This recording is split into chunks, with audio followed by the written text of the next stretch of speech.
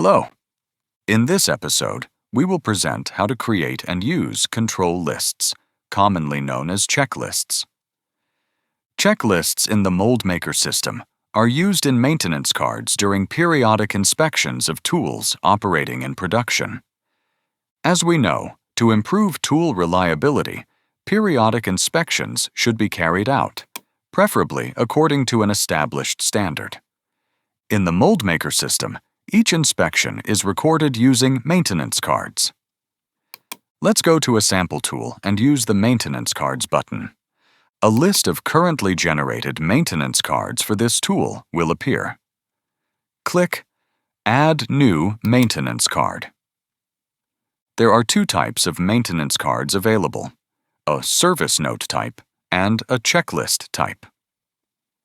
Today, we are discussing checklists, so let's select one of the previously prepared checklists, for example, periodic tool inspection. Questions will appear that the tool technician should answer, adding comments if necessary. The same checklist can be used multiple times, also for different tools. Additionally, it is important to know that checklists can be dedicated to specific tools or can be general, meaning intended for all tools. How do we create checklists? Go to the Settings menu, then the Maintenance Card Configuration section, and click Configuration for checklists. There you will see a list of previously created checklists. The columns display the checklist parameters. Click Add New Checklist. We can see that by default, the checklist is dedicated to all tools. We will change that later. Enter the checklist name, for example, Weekly Inspection. Provide a revision number, for example, 01. Optionally, you can add a checklist description. In the Field Name one, enter the first question or instruction for the technician performing the inspection. Using the Add New Field button, add 3 more fields, that is, questions for the technician. Fill these fields with questions or instructions. This way, we now have 4 questions. The number of questions is unlimited. For each checklist, we can optionally upload files with detailed instructions or drawings, which will later be easily accessible to the technician performing the inspection.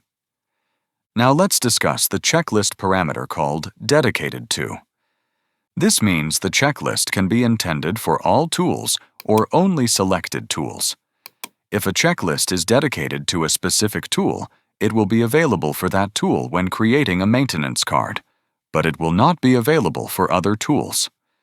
This allows you, for example, to group tools and create a checklist intended only for a few selected tools and a different checklist for others. This functionality significantly improves the organization of tool inspection management. If we choose the Selected Tools option, we must choose the appropriate tools from the drop-down list in the Tool List field. Let's select 2 tools and Save. A new checklist has now been added to the checklist list. For example, we can re-enter Edit mode and check the descriptions for correctness. Exit. Now let's try to use it in a maintenance card.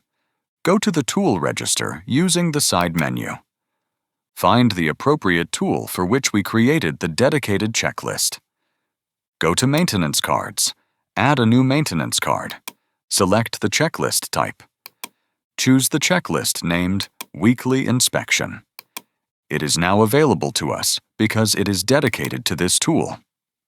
We can also see the available instruction files that may help technicians performing the inspection.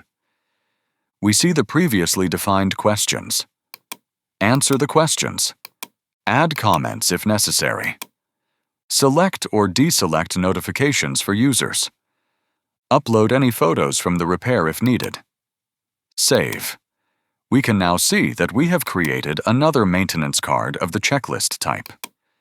We used a checklist dedicated to this tool.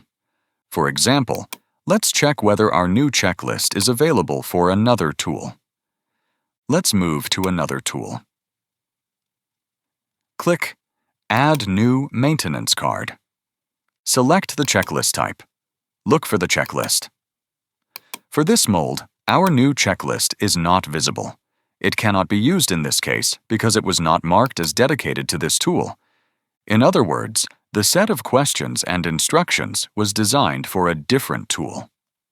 Now let's return to the Settings menu and Maintenance Card configuration. Find our new checklist.